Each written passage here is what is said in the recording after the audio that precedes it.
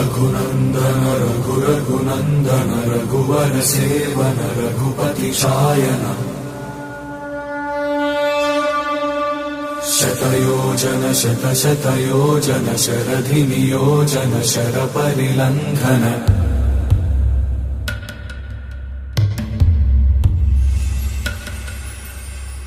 Raghunandan Raghunandan रघुवर सेवन Raghupati Shayan